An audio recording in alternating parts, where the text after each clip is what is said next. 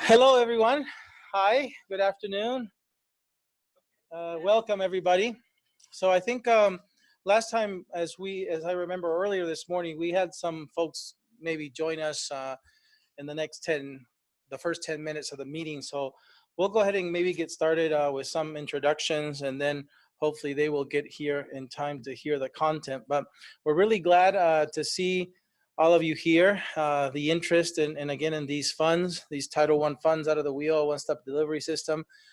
We hope today to answer a couple of questions. Number one, again, this workshop is really tailored to be really high level. We will have a mandatory bidders conference next week, is that right? Where we're going to be able to dive a lot deeper into specific details on the on many of the subjects. So today was really in response to our local elected officials and our board members to cast a wide net across the community to make sure everybody, or as many people as possible, as many agencies as possible, know what we're trying to do and what context. So what is this really about? What are these Titles I funds? What are they meant to do? And then if you're still interested after that first half of today's workshop, we intend to answer the question, how do you go about applying for them? What are the next steps? So again, I think as you'll see today, you'll hear from several of our staff. We want to paint the picture for you that for about 2 years now, we've been trying to do a couple of things. Number one, the legislation calls the boards on convening the local system. So here in Nevada, as you know, we have 2 local boards. Nevada Works up in the north and Workforce Connections here in the south. So our first calling is to convene the partners from the one-stop delivery system. And number 2, here in Nevada, we also administer one of the 17 funding streams, and that's Title I, Adult and Dislocated Worker and Youth. So that's what we're here to talk about today, the RFP workshop. So with that said, let me take a quick poll of those of you here. I see some familiar faces. I also see some new faces. So who here has never administered Title I funds? Who here has never administered Title I funds? So we got a few. Okay, that's very good. So that points again, I think this is really the purpose of this meeting, to answer your questions, to make sure you leave today with a good understanding. Who here has administered Title I funds? A few, very good. Who here has administered any other federal funding streams that are not necessarily Title I? All right, another, very good. So we have a good, I think, diverse group, and that's good because some of your questions will be educational for the other folks as well, and vice versa. Today, we also have some people online. Is that right, Vicki?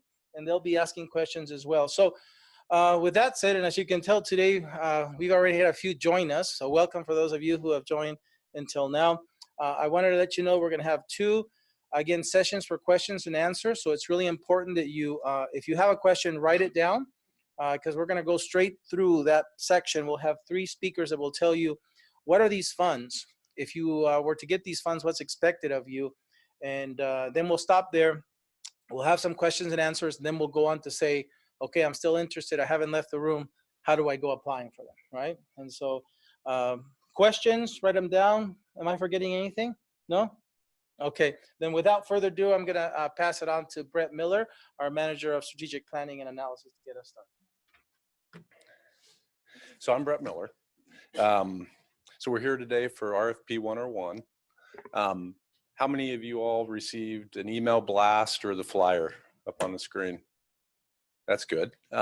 So if you didn't, later on in the presentation, we'll tell you how you can sign up to make sure you receive those sorts of announcements. So let's get started.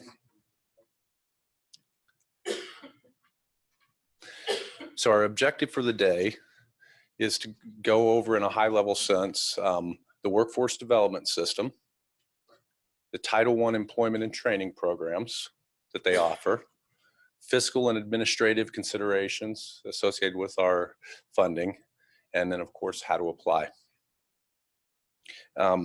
So what we'd like you to take away today is a clear understanding of the workforce development system, an understanding of how employment and training programs work, Title I, and the ability to assess your organization's ability to administer these programs. and then of course, how to apply.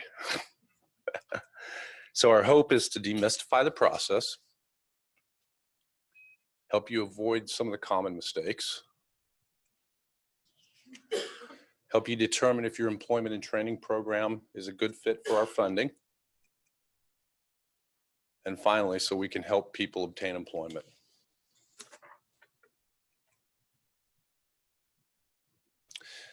So the Workforce Innovation and Opportunity Act, which we refer to as WIOA, we love the acronyms here, is federal legislation that braids together 17 funding streams spanning 4 federal agencies. These funding streams all have employment and training programs.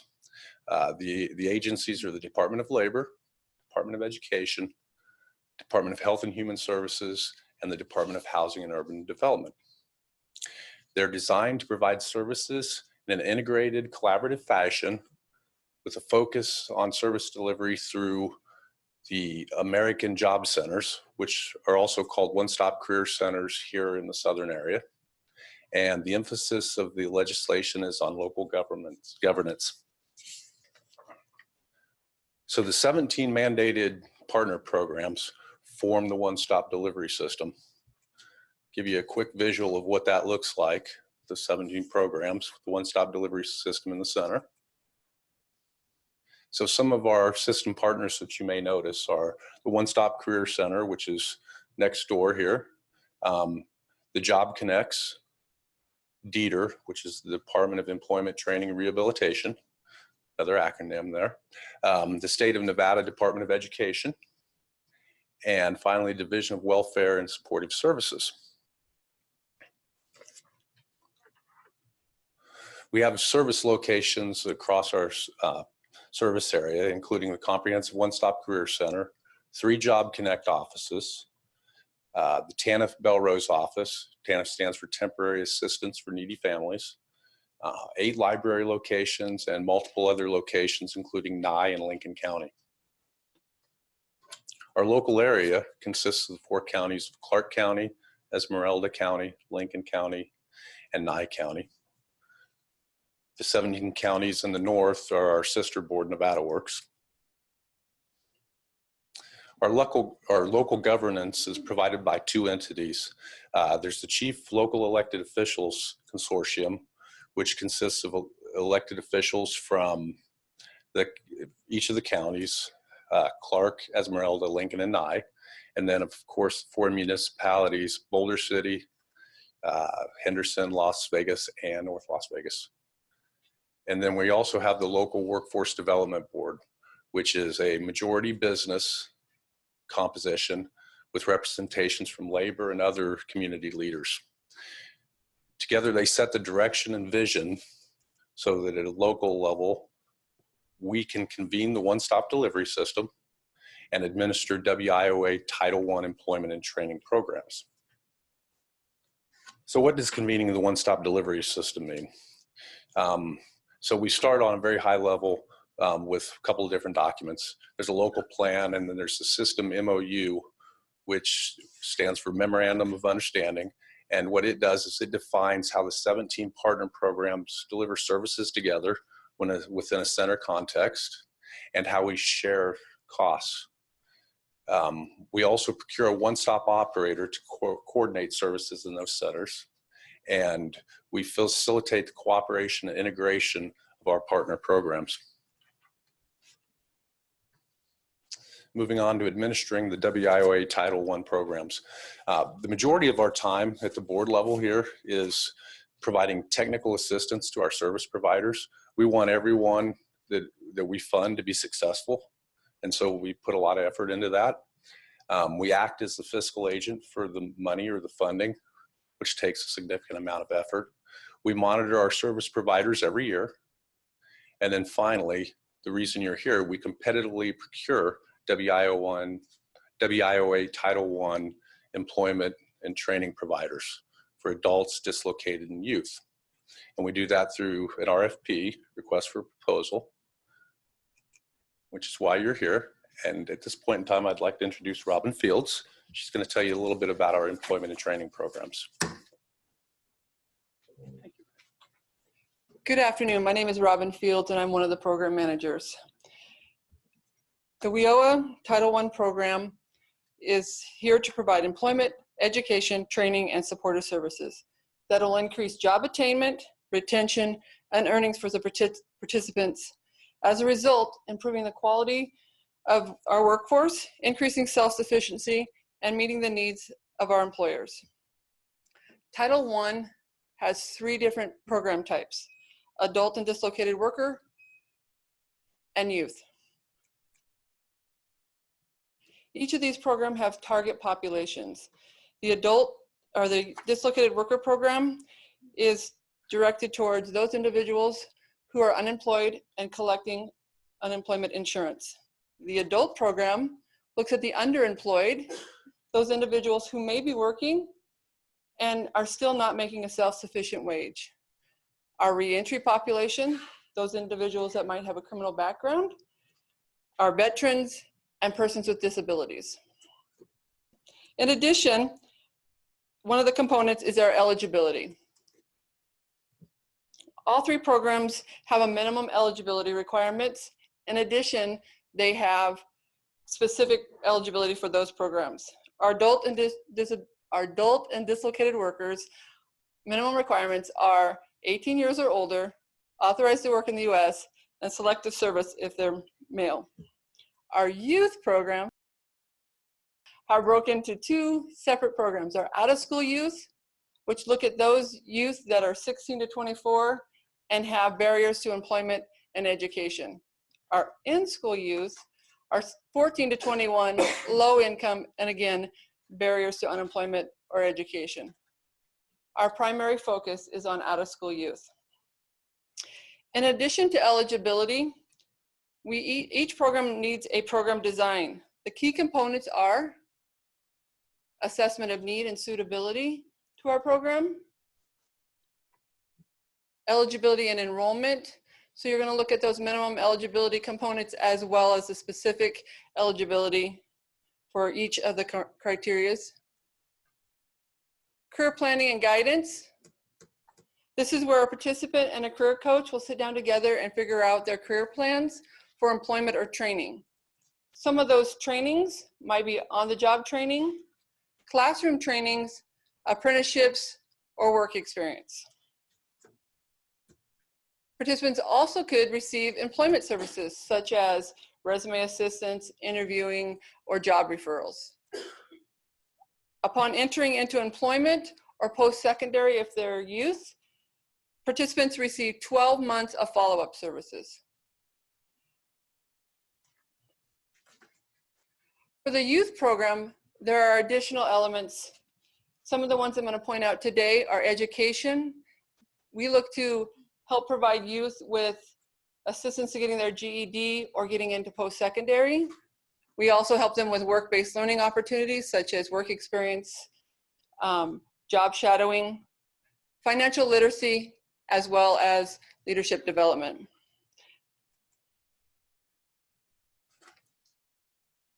WIOA also has some mandated performance expectations. These performance indicators are federally driven and all providers are held to them. The federal performance expectations, there's 5 of them. There are employment rate for 2nd and 4th quarter for the adults. For the youth, this also includes education as an exit for both their 2nd and 4th quarters. And then everyone is held to credentials, measurable skills, and median earnings. We have state and local performance indicators. For our adult and dislocated worker, we have training expenditure rate. For our youth, a work-based learning expenditure rate, and enrollment goals. So let's recap. WIOA Title I is an employment program designed to skill up the workforce through training and employment support. There is an eligibility component. There is a need for a program design that guides individuals through the program to reach their employment goals. And there are specific performance indicators to demonstrate the results of the program. Now I'll turn it over to Mary Ann.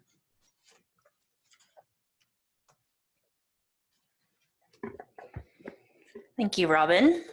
My name is Marianne Avendano, and I'm a senior financial analyst here at Workforce Connections. And I'm actually really happy to be here to talk to you about the fiscal and administrative considerations of these funds.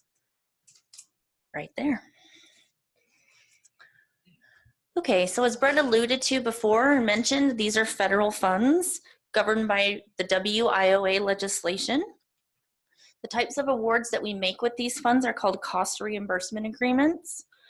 Our subrecipients are reimbursed for allowable expenditures incurred under the award. So it is possible that if you're issued an award for a certain amount, that you may not actually expend the entire amount during your contract period. We always encourage you to. That means all of our resources are getting out into the community, but whatever is not spent is just recaptured essentially and put into the pool for the next funding period. Even though we are issuing cost reimbursement subawards, we are allowed to issue cash advances so that you have the funds that you need to run your program. So we don't expect you to use your own funds, put those out to be able to run your program and then wait for reimbursement to come back in, which by the way takes about 2 weeks only to get payment through us. So we've really got that down to a pretty tight time frame. And then these funds, these awards are governed by a contract, and it outlines how the funds are to be spent and contains terms and provisions for the award, some of which we have gone over already.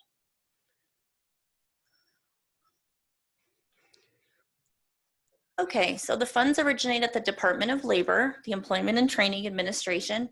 Every year they go through a complex allocation process to make awards to all of the states. It's based on unemployment rate and other factors. So as our unemployment rate is reaching historic low levels, our funds will begin to decline. Those funds then are awarded to the state of Nevada, Department of Employment, Training, and Rehabilitation. They go through a second allocation process to split those funds up between the northern and southern areas.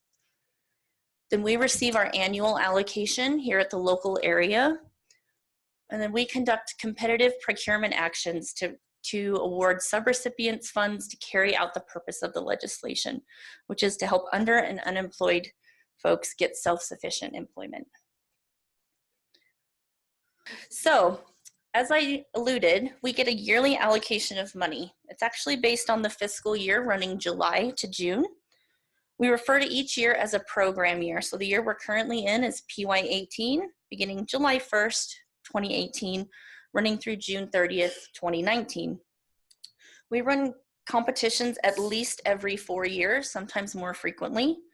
We generally issue annual contracts, but unless otherwise specified in the RFP, we may renew for up to 4 years total without running another competitive procurement action. So the takeaway here is that if you're considering these funds, now would be the time to get in on that, because we're getting ready to enter into our next funding cycle. Beginning PY19, starting July 1st, 2019, we have approximately $18 million available for services, about $12 million for adult and dislocated worker programs, and about $6 million for youth programs, which is a significant amount of funding to really make an impact on our community. Our funding is normally quite consistent year to year, so we have these types of allocations every year, though as I mentioned before, as our unemployment continues to decline, we may see a slight drop in funding. Okay, so now that we talked about the resources that are available, we're going to take a few minutes I'm going to provide you with information so that you can determine if this funding is a good fit for your organization. Because these funds are federal, there are federal regulations that dictate how these funds are to be managed. And this applies to every entity who accepts any kind of federal award from any federal agency. Those regulations are contained in the Uniform Guidance at 2 CFR Part 200. Those regulations have a focus on internal controls, which I'll talk about more in a little bit, versus a list of do's and don'ts. And there's a special emphasis on written policies and procedures to document those controls and processes. So just to recap, the Uniform Guidance is a set of authoritative rules and regulations about federal grants. It's really a framework for grants management that's used government-wide, and it brings together and replaces and supersedes all prior guidance that was spread out across lots of different regulations.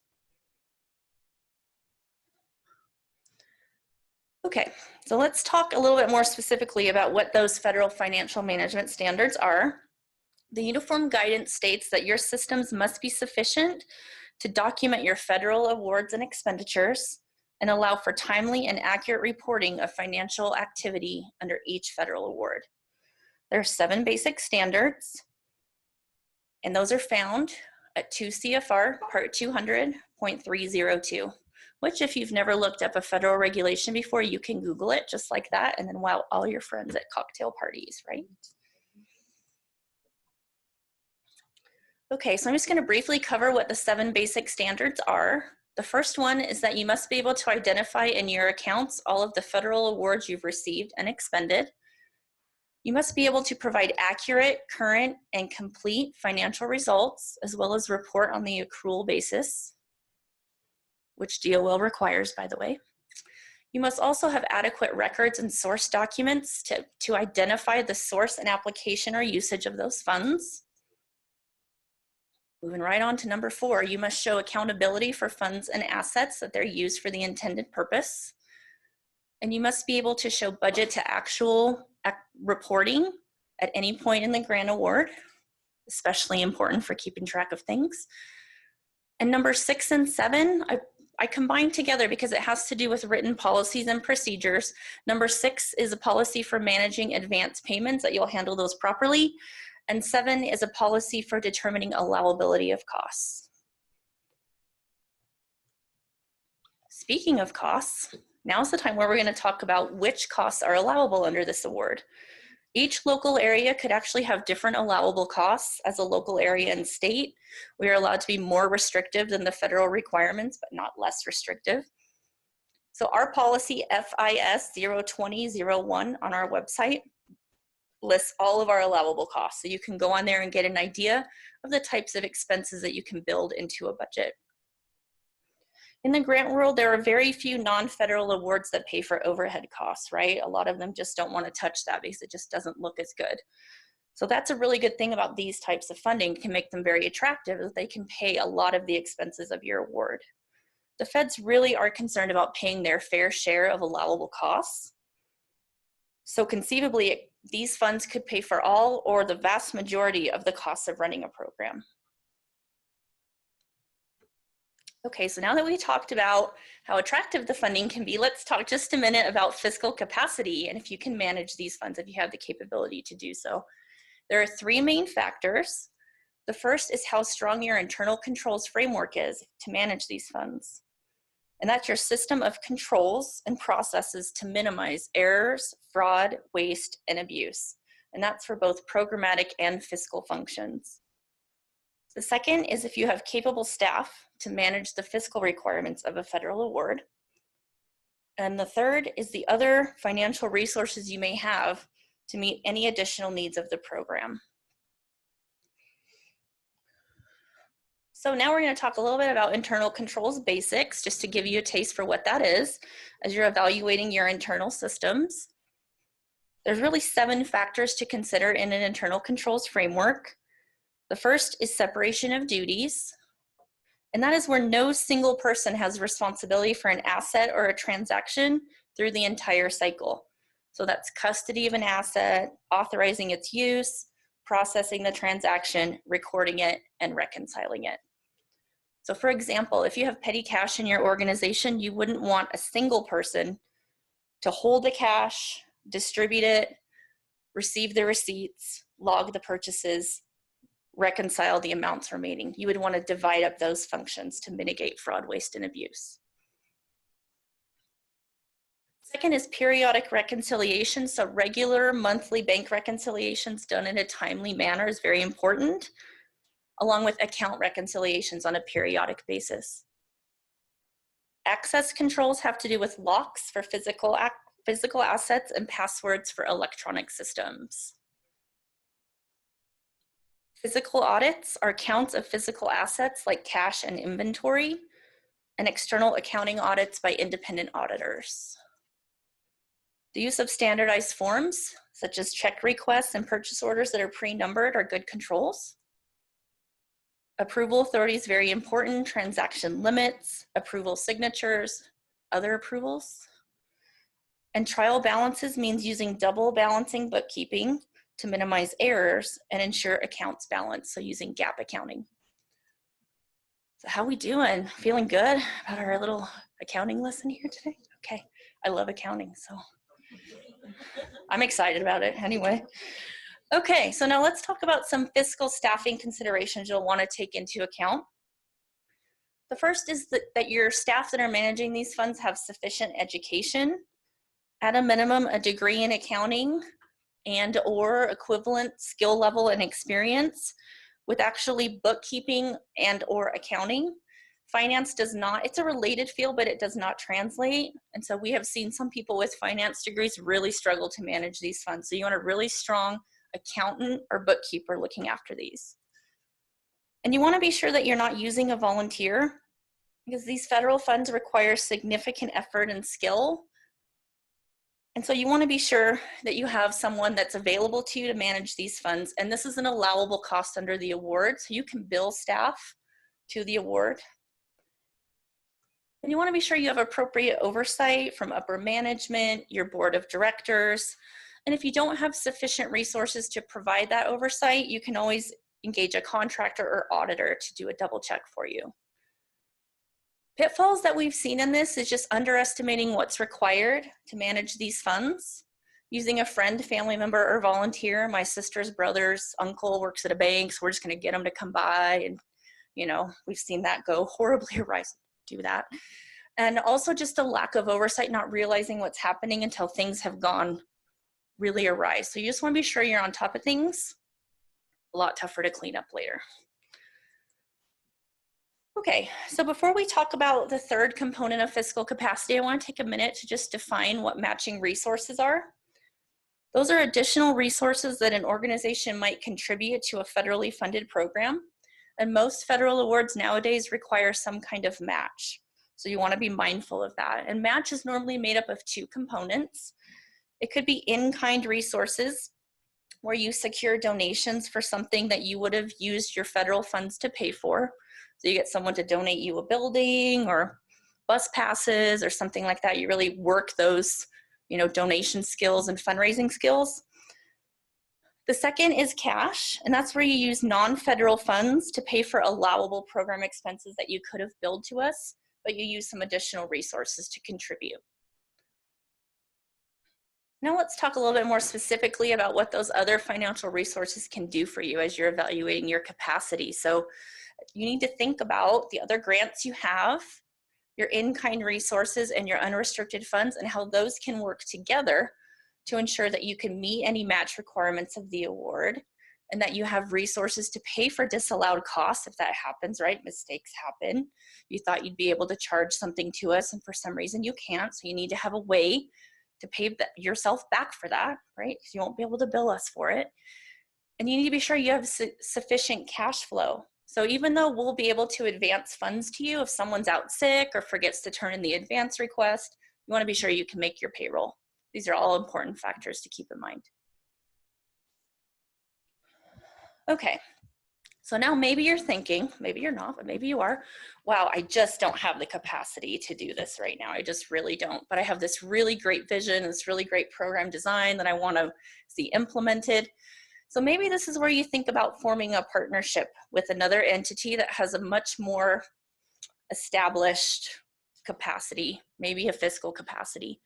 And so you could get together with another organization to accomplish those goals, and one of those entities would apply on behalf of the partnership as the fiscal agent, and that can help fill in gaps for capacity. So that's an option for you. And we definitely encourage you to come to the bidders conference, because there you'll see the other entities that are interested in applying for these funds. You might see someone you recognize and be able to form a partnership with someone attending that bidders conference. So I'm going to cover just the basic steps of our RFP cycle, and then we'll go more into detail with each basic step. So we have an announcement that we've heard about that's coming up soon. Then we have a bidders conference. Then we enter into a formal question and answer period. The statement of qualification, submission, and approval. Then you'll be preparing your proposal and submitting it, hopefully on time. There's a public opening of those proposals soon after the due date. And there's an evaluation and selection process, and an approval process, and an award, right? Which is what we all hope to get. Then we enter into a time of contract negotiations, and then we have a final executed contract. So we're gonna break down these steps for you here. And the first is the announcement. When we release an RFP, we want as many people as possible to know about it. So that's one of the reasons why we're conducting this workshop. We have the email blast list, which at the end of the proposal will tell you how to sign up for that. We highly encourage you to do so, so you'll be notified when that proposal releases. A lot of times we'll post an announcement with a national organization, especially a workforce development one, to promote that across the country. We also use media, including newspapers, press releases, Facebook. We're getting all up in the social media. You might see radio, TV. We really try to highlight an announcement. Oops, I missed one very important part. We also always highlight it on our website. So our website always has all of the relevant information. Okay, so let's talk about the bidders conference. And just to define what a bidders conference is, that's a gathering similar to this for all prospective respondents. And we really walk through the entire RFP and what the requirements are.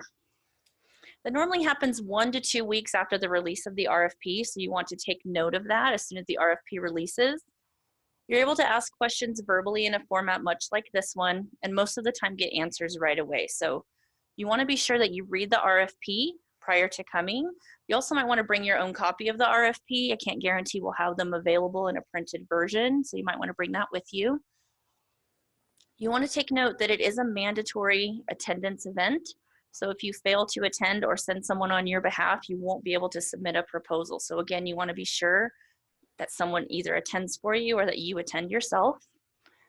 And come prepared with those questions. So bring all of those detailed questions. Some of the ones we're saying, wait for Thursday. We'll really be able to answer all of those detailed questions once the RFP releases. And then at the conclusion of the bidders conference, we enter into a formal question and answer period, which I'm going to talk about here in just a second. So the takeaway here is that if there's the slightest chance that you might apply for these funds, we highly encourage you to attend the bidders conference so that you are able to apply if you decide to. You get a lot more information at that conference. Okay, so the formal question and answer period actually starts as soon as the bidders conference concludes, and it ends at a time specified in the RFP document.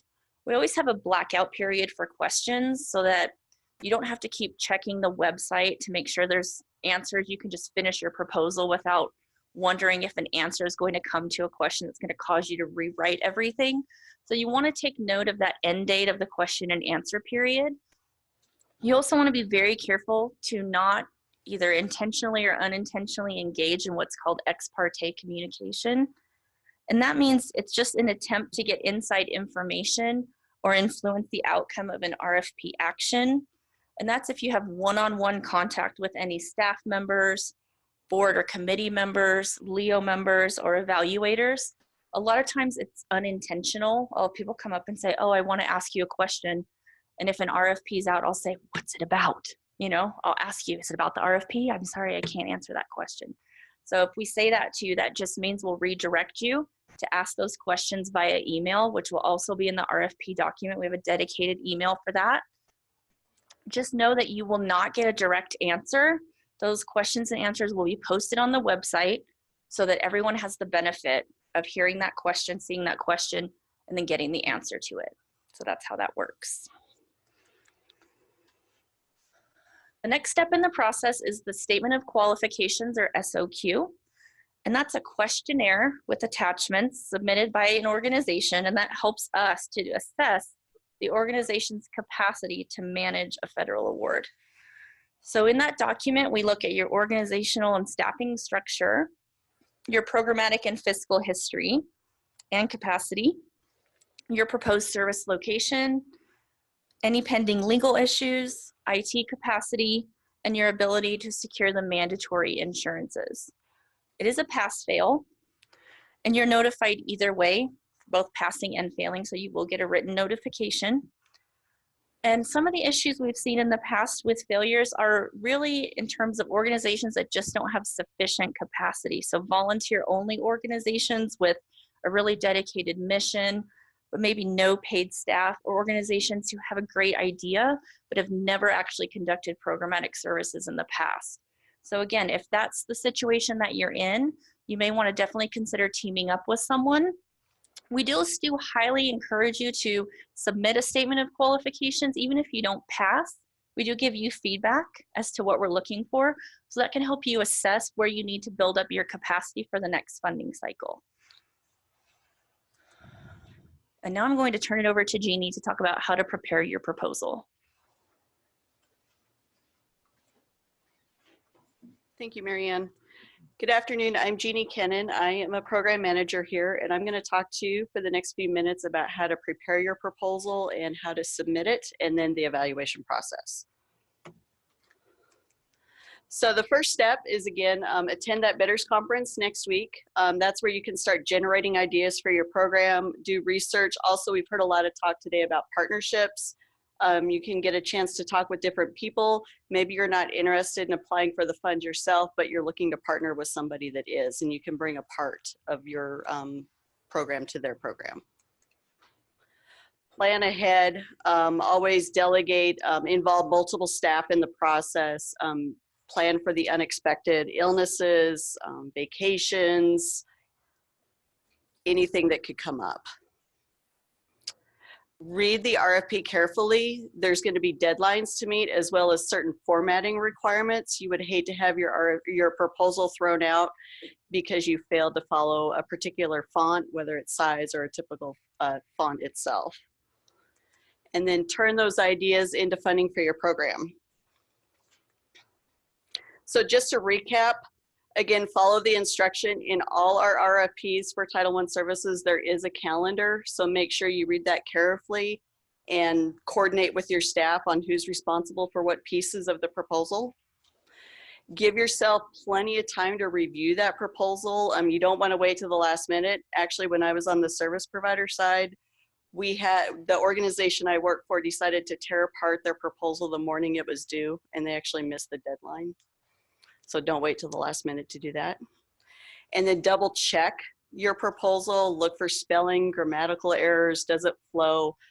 Microsoft Word does not pick up everything. So again, involve multiple people in that double check process. So when you submit your proposal, we accept both hand delivered and through US mail or FedEx, UPS. Make sure if you're sending it through the mail that you get a delivery confirmation that your proposal was delivered by the deadline. We do not take responsibility for the mail system. I'm still waiting on that package from Macy's 2 weeks ago, trying to track that down. We do issue a date and a timestamp when your proposal is hand delivered, so you will get verification. And then once the proposal is received, you're in the running to be considered for funding. So don't miss the deadline. I spoke again about that organization that waited the last minute to tear apart the proposal and question stuff. The other piece is plan for the unexpected accidents on the freeways, even red lights. I remember sitting at the front desk where somebody brought in a proposal literally 3 minutes before the deadline, and I told the person, like, that could have been a red light. You could have missed the deadline. After the proposal is due, we hold a public opening. It's usually very soon after the due date. Those are open to the public, and it's your chance to see who else has applied for those funds. So you can see who your competition is. It's also your chance to see that we have verified that your submission was there. Shortly after we go to a technical review, I want to stress this is not open to the public. We look at very specific specifications in the RFP. It could be formatting. It could be page limits. We're going to look at that, make sure that your proposal meets those requirements, and it is a pass-fail. You will only be notified if your proposal fails technical review. So no news is good news. From there, the proposals are moved to an evaluation and selection process. So the first step is it's done by an independent third-party evaluator. From there, it'll go to an internal evaluation, and that can consist of WC staff, it could be board, committee, local elected officials. It could also be other community stakeholders. We may do panel interviews. Maybe we have some more questions about your proposal and we just need some more information. We also may do site interviews to make sure the site is ADA compliant for participants. And then from there, recommendations are made, and then it'll go through the approval process. It could go through our committees, our board meetings, our local elected officials. Those could be 3 separate meetings, or it could be 1 joint meeting. Again, the RFP will spell that out. Also, I want to stress it's very important to have a representative at those meetings. There's been times in the past where there's been questions about somebody that was recommended for funding and the party was not at the meeting to answer those questions. So actually that agenda item got tabled and that provider had to wait a month or 2 for approval. From there, after approval, we'll go into a contract negotiation. We're going to look at your program design, what you actually put into your proposal, and we're going to develop a scope of work from there. We're going to let you know what's allowable, what's not. We're going to look at reasonability, necessary, allowability for the participants. We're going to look at your staffing structure. We're going to make sure that you have staff that can adequately run the program and that you're not trying to serve maybe too many participants with too little staff. Again, program design. And then we're going to look at your numbers served. Again, we're hoping that you're not trying to serve too many or too few. So those are all negotiated. And I'm actually going to turn it back over to Marianne to wrap up the fiscal portion of this.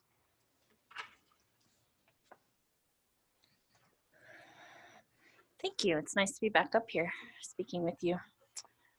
So when we enter into our time of fiscal negotiations, almost always the actual award amount will not match the amount that you proposed. Normally you're going to have to prepare a new budget and scale your amount up or down. That always happens. We're also going to be checking the budget to make sure that it meets any budget requirements outlined in the RFP. So minimum requirements for training spending or other activities, we'll be looking at those. And then we'll be double checking to make sure that the costs appear to be allowable and reasonable and support your program design. So post-award, if we need more time to negotiate a scope or a budget or secure signatures or just get everything together, we may issue what's called a letter of intent. And really that's just a formal letter listing your award amount and authorizing the start date of services, which is normally July 1st. If we end up not being able to come to an agreement and issue a contract, which is very rare, that letter of intent allows you to seek reimbursement for costs that were incurred during that negotiation period. And you want to be sure that your organization will be able to accept a letter of intent. Some government entities and other organizations don't consider that to be binding enough of a contract. So you want to make sure if your organization won't be able to accept that, if we need to do it, it could delay the start of your program. And then after that, we have our contract ready to go and signed, and then you're off. Okay, so we do very comprehensive training activities for our Title I service providers. So I know it doesn't look like we're that old, but we have decades of experience here, decades and decades. A lot of us have been on the provider side, so we bring that experience with us to the board, so we understand what it's like to actually manage these programs and be responsible for them, which is a very important perspective. We do intensive day or days long training, programmatic and fiscal. I do the fiscal one, so you'll get to hear me again if you become one of our subawardees, right? I know you're looking forward to it. So we take care of all of that. We train you intensely. We do lots of ongoing training activities. We do monthly subrecipient programmatic meetings. I send out weekly Fiscal Fridays emails about relevant fiscal topics. So we're always thinking about things that are going on in the system and how we can better educate you to make sure you're successful. We also do technical assistance all day long, every day. And we love it. We love what we do, and we're here for you. So we do meetings, phone calls, emails. We're always helping out our providers. And every once in a while, you stump us with a tough question, and we have to think about it. So but it's great. It's a great thing to do. We're always doing something different every day, and that's why we love it so much. Okay, so we've been talking about multiple times how to go on and sign up for these notifications. And so your next step would be to go to our website at nvworkforceconnections.org. On the homepage in the middle, there's a box that says top 10 places to visit on our website. There's a link there that says request for proposals. If you click on that link, it takes you directly to the sign up page for our email blast. So we highly encourage you to do that if you didn't already get notification. And then you can also kind of just browse around our website. There's really a lot of information on there about us, our partners, our activities, vision, mission, our policies and procedures are there if you want some more information about activities, what our requirements are. So we highly encourage you to just kind of play around that website and get a feel for it. It has a lot of relevant information. So to wrap it up, I'm going to turn it back over to Jaime for our question and answer period.